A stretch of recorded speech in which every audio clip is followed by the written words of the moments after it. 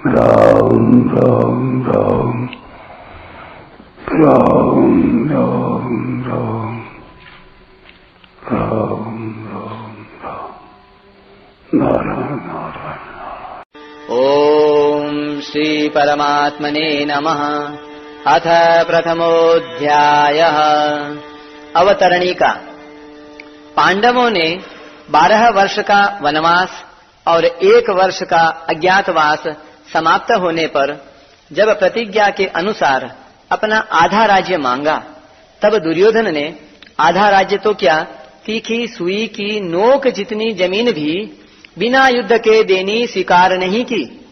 अतः पांडवों ने माता कुंती की आज्ञा के अनुसार युद्ध करना स्वीकार कर लिया।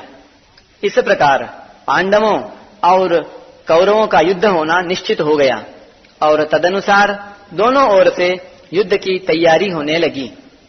महर्षि वेदव्यास जी का धृतराष्ट्र पर बहुत स्नेह था।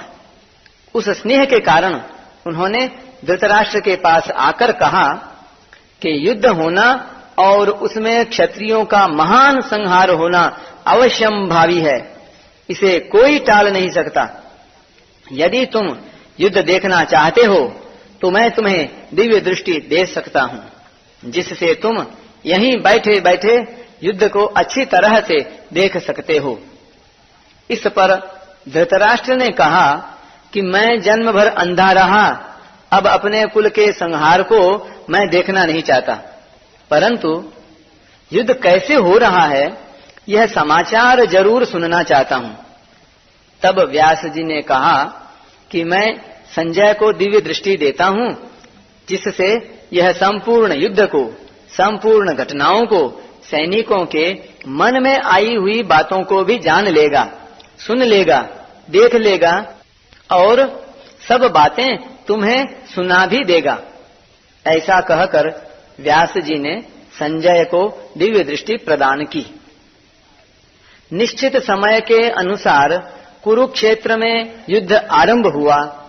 10 दिन तक संजय युद्ध स्थल में ही रहे। जब पितामह भीष्म बाणों के द्वारा रथ से गिरा दिए गए, तब संजय ने हस्तिनापुर में आकर, जहां धृतराष्ट्र विराजमान थे, धृतराष्ट्र को यह समाचार सुनाया। इस समाचार को सुनकर धृतराष्ट्र को बड़ा दुख हुआ और वे विलाप करने लगे। फिर उन्होंने संजय से युद्ध का सारा वृत्तांत सुनाने के लिए कहा।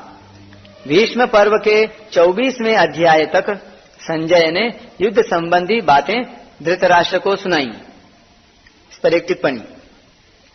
महाभारत में कुल 18 पर्व हैं। उन पर्वों के अंतर्गत कई अवांतर पर्व भी हैं। उनमें से भीष्म पर्व के अंतर्गत यह श्रीमद् भगवद गीता पर्व है, जो भीष्म पर्व के 13वें अध्याय से आरंभ होकर 42वें अध्याय में समाप्त होता है। 25वें अध्याय के आरंभ में धृतराष्ट्र संजय से पूछते हैं। वैशंपायन और जन्मेजय के संवाद के अंतर्गत धृतराष्ट्र संजय संवाद है और धृतराष्ट्र तथा संजय के संवाद के अंतर्गत श्री कृष्णार्जुन संवाद है। धृतराष्ट्र उवाच धर्मक्षेत्रे कुरुक्षेत्रे समवेतायुयुत्सवः मामकाः पाण्डवाश्चैव किमकुर्वत संजय। पहला श्लोक। धृतराष्ट्र बोले, हे संजय, धर्मभूमि कुरुक्षेत्र में युद्ध की इच्छा से इकट्ठे हुए मेरे और पांडु के पुत्रों ने भी क्या किया। टिप्पणी। संजय का जन्म गवलगण नामक सूत से हुआ था। ये मुनियों के समान ज्ञानी और धर्मात्मा थे। संजयो मुनिकल्पस्तु जज्ञे सूतो गवलगणात्। ये धृतराष्ट्र के मंत्री थे। व्याख्या। धर्म क्षेत्रे कुरुक्षेत्रे। कुरुक्षेत्र में देवताओं ने यज्ञ किया था। राजा कुरु ने भी यहाँ तपस्या की थी। यज्ञ आदि धर्ममय कार्य होने से तथा राजा कुरु की तपस्या भूमि होने से इसको धर्म भूमि कुरुक्षेत्र कहा गया है। यहाँ धर्म क्षेत्रे और कुरुक्षेत्रे पदों में क्षेत्र शब्द देने में धृतराष्ट्र का अभिप्राय है कि यह अपनी कुरुवंशियों की भूमि है। यह केवल लड़ाई की भूमि ही नहीं है, प्रत्युत तीर्थ भूमि भी है, जिसमें प्राणी जीते जी पवित्र कर्म करके अपना कल्याण कर सकते हैं। इस तरह लौकिक और पारलौकिक सब तरह का लाभ हो जाए, ऐसा विचार करके एवं श्रेष्ठ पुरुषों की सम्मति लेकर ही युद्ध के लिए यह भूमि चुनी गई है। संसार में प्रायः 3 बातों को लेकर लड़ाई होती है, भूमि, धन और स्त्री। इन तीनों में भी राजाओं का आपस में लड़ना मुख्यतः जमीन को लेकर होता है। यहाँ कुरुक्षेत्रे पद देने का तात्पर्य भी जमीन को लेकर लड़ने में है। कुरुवंश में धृतराष्ट्र और पांडु के पुत्र सब एक हो जाते हैं। कुरुवंशी होने से दोनों का कुरुक्षेत्र में अर्थात राजा कुरु की जमीन पर समान हक लगता है। इसलिए कौरवों द्वारा पांडवों को उनकी जमीन न देने के कारण दोनों जमीन के लिए लड़ाई करने आए हुए हैं। यद्यपि अपनी भूमि होने के कारण दोनों के लिए कुरुक्षेत्रे पद देना युक्ति संगत, न्याय संगत है, तथापि हमारी सनातन वैदिक संस्कृति ऐसी विलक्षण है कि कोई भी कार्य करना होता है तो वह धर्म को सामने रखकर ही होता है। युद्ध जैसा कार्य भी धर्म भूमि, तीर्थ भूमि में ही करते हैं, जिससे युद्ध में मरने वालों का उद्धार हो जाए, कल्याण हो जाए। अतः यहाँ कुरुक्षेत्र के साथ धर्म क्षेत्रे पद आया है। यहाँ आरंभ में धर्म पद से एक और बात भी मालूम होती है। अगर आरंभ के धर्म पद में से धर लिया जाए और 18वें अध्याय के अंतिम श्लोक के मम पद में से मैं लिया जाए तो धर्म शब्द बन जाता है। अतः संपूर्ण गीता धर्म के अंतर्गत है, अर्थात धर्म का पालन करने से गीता के सिद्धांतों का पालन हो जाता है और गीता के सिद्धांतों के अनुसार कर्तव्य कर्म करने से धर्म का अनुष्ठान हो जाता है। इन धर्म क्षेत्रे कुरुक्षेत्रे पदों से सभी मनुष्यों को यह शिक्षा लेनी चाहिए कि कोई भी काम करना हो तो वह धर्म को सामने रखकर ही करना चाहिए। प्रत्येक कार्य सबके हित की दृष्टि से ही करना चाहिए, केवल अपने सुख आराम की दृष्टि से नहीं। और कर्तव्य अकर्तव्य के विषय में शास्त्र को सामने रखना चाहिए। समवेता युयुत्सवः, राजाओं के द्वारा बार बार संधि का प्रस्ताव रखने पर भी दुर्योधन ने संधि करना स्वीकार नहीं किया। इतना ही नहीं, भगवान श्री कृष्ण के कहने पर भी मेरे पुत्र दुर्योधन ने स्पष्ट कह दिया कि बिना युद्ध के मैं तीखी सुई की नोक जितनी जमीन भी पांडवों को नहीं दूंगा। इस पर टिप्पणी, यावद्धि तीक्ष्णया सूचिया विद्येदग्रेण केशव तावदप्य परित्याज्यम भूमेर्नः पांडवान प्रति। तब मजबूर होकर पांडवों ने भी युद्ध करना स्वीकार किया है। इस प्रकार मेरे पुत्र और पांडुपुत्र दोनों ही सेनाओं के सहित युद्ध की इच्छा से इकट्ठे हुए हैं। दोनों सेनाओं में युद्ध की इच्छा रहने पर भी दुर्योधन में युद्ध की इच्छा विशेष रूप से थी। उसका मुख्य उद्देश्य राज्य प्राप्ति का ही था। वह राज्य प्राप्ति धर्म से हो चाहे अधर्म से, न्याय से हो चाहे अन्याय से, विहित रीति से हो चाहे निषिद्ध रीति से, किसी भी तरह से हमें राज्य मिलना चाहिए, ऐसा उसका भाव था। इसलिए विशेष रूप से दुर्योधन का पक्ष ही युयुत्सु अर्थात युद्ध की इच्छा वाला था। पांडवों में धर्म की मुख्यता थी। उनका ऐसा भाव था कि हम चाहे जैसा जीवन निर्वाह कर लेंगे, पर अपने धर्म में बाधा नहीं आने देंगे, धर्म के विरुद्ध नहीं चलेंगे। इस बात को लेकर महाराज युधिष्ठिर युद्ध नहीं करना चाहते थे, परंतु जिस मां की आज्ञा से युधिष्ठिर ने चारों भाइयों सहित द्रौपदी से विवाह किया था, उस मां की आज्ञा होने के कारण ही महाराज युधिष्ठिर की युद्ध में प्रवृत्ति हुई थी। अर्थात केवल मां के आज्ञा पालन रूप धर्म से ही युधिष्ठिर युद्ध की इच्छा वाले हुए हैं। इस पर टिप्पणी। माता कुंती बड़ी सहिष्णु थी। कष्ट से बचकर सुख, आराम, राज्य आदि चाहना यह बात उसमें नहीं थी। वही एक ऐसी विलक्षण माता थी जिसने भगवान से विपत्ति का ही वरदान मांगा था। उसमें सुख लोलुपता नहीं थी, परंतु उसके मन में दो बातों को लेकर बड़ा दुख था। पहली बात, राज्य के लिए कौरव पांडव आपस में लड़ते, चाहे जो करते, पर मेरी प्यारी पुत्र वधू द्रौपदी को इन दुर्योधन आदि दुष्टों ने सभा में नग्न करना चाहा, अपमानित करना चाहा। ऐसी घृणित चेष्टा करना मनुष्यता नहीं है। यह बात माता कुंती को बहुत बुरी लगी। दूसरी बात, भगवान श्री कृष्ण पांडवों की ओर से संधि का प्रस्ताव लेकर हस्तिनापुर आए तो दुर्योधन, दुशासन, कर्ण, शकुनी आदि ने भगवान को पकड़कर कैद करना चाहा। इस बात को सुनकर कुंती के मन में यह विचार हुआ कि अब इन दुष्टों को जल्दी ही खत्म करना चाहिए, कारण कि इनके जीते रहने से इनके पाप बढ़ते ही चले जाएंगे, जिससे इनका बहुत नुकसान होगा। इन्हीं दो कारणों से माता कुंती ने पांडवों को युद्ध के लिए आज्ञा दी थी। तात्पर्य है कि दुर्योधन आदि तो राज्य को लेकर ही युयुत्सु थे, पर पांडव धर्म को लेकर ही युयुत्सु बने थे। माम कहा पांडवाश्चैव।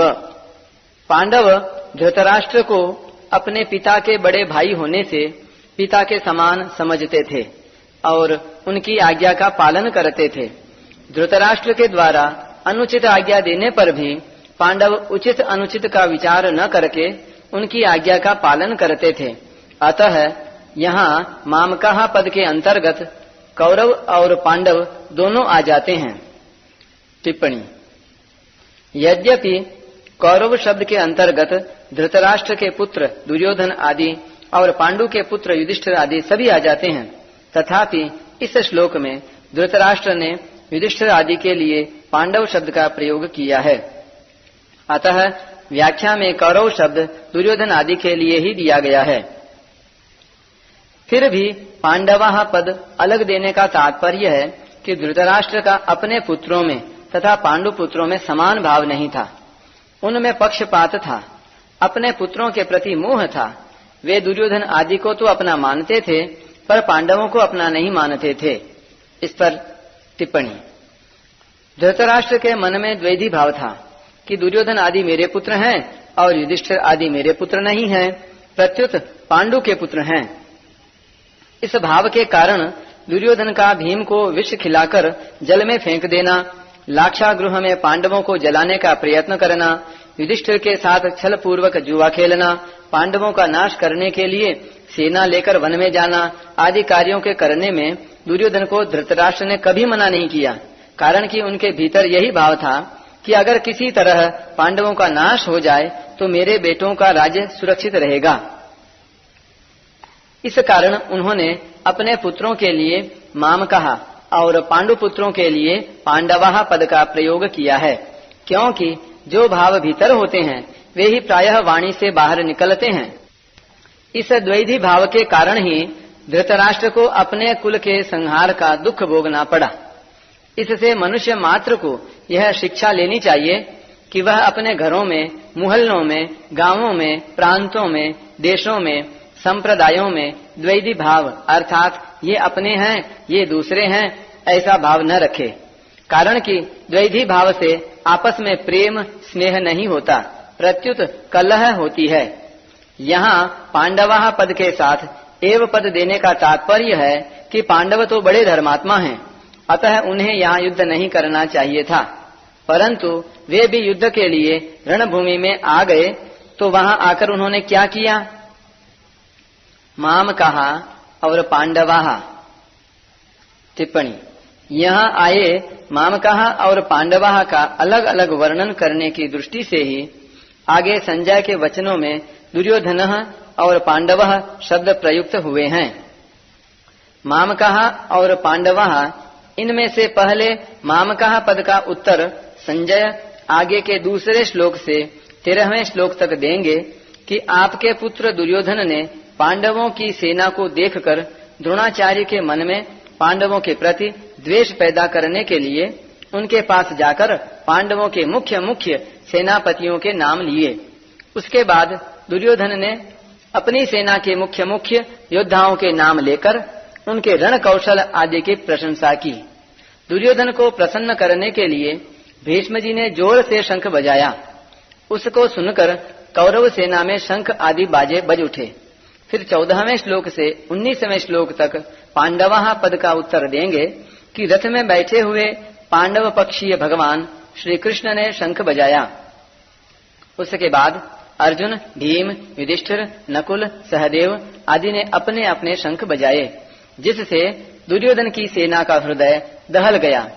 उसके बाद भी संजय पांडवों की बात कहते कहते 20वें श्लोक से श्री कृष्ण और अर्जुन के संवाद का प्रसंग आरंभ कर देंगे। किम कुर्वत। किम शब्द के 3 अर्थ होते हैं, विकल्प, निंदा, आक्षेप और प्रश्न। युद्ध हुआ कि नहीं, इस तरह का विकल्प तो यहाँ लिया नहीं जा सकता, क्योंकि 10 दिन तक युद्ध हो चुका है और भीष्म जी को रथ से गिरा देने के बाद संजय हस्तिनापुर आकर धृतराष्ट्र को वहां की घटना सुना रहे हैं। मेरे और पांडु के पुत्रों ने यह क्या किया जो कि युद्ध कर बैठे, उनको युद्ध नहीं करना चाहिए था, ऐसी निंदा या आक्षेप भी यहाँ नहीं लिया जा सकता, क्योंकि युद्ध तो चल ही रहा था और धृतराष्ट्र के भीतर भी आक्षेप पूर्वक पूछने का भाव नहीं था। यहाँ किम शब्द का अर्थ प्रश्न लेना ही ठीक बैठता है। धृतराष्ट्र संजय से भिन्न भिन्न प्रकार की छोटी बड़ी सब घटनाओं को अनुक्रम से विस्तार पूर्वक ठीक ठीक जानने के लिए ही प्रश्न कर रहे हैं। परिशिष्ट भाव। मेरे पुत्र मामकः और पांडु के पुत्र पांडवः, इस मतभेद से ही राग द्वेष पैदा हुए, जिससे लड़ाई हुई, हलचल हुई। धृतराष्ट्र के भीतर पैदा हुए राग द्वेष का फल यह हुआ कि 100 के 100 कौरव मारे गए, पर पांडव एक भी नहीं मारा गया। जैसे दही बिलोते हैं तो उसमें हलचल पैदा होती है, जिससे मक्खन निकलता है, ऐसे ही मामकः और पांडवः के भेद से पैदा हुई हलचल से अर्जुन के मन में कल्याण की अभिलाषा जागृत हुई, जिससे भगवद गीता रूपी मक्खन निकला। तात्पर्य यह हुआ कि धृतराष्ट्र के मन में होने वाली हलचल से लड़ाई पैदा हुई और अर्जुन के मन में होने वाली हलचल से गीता प्रकट हुई।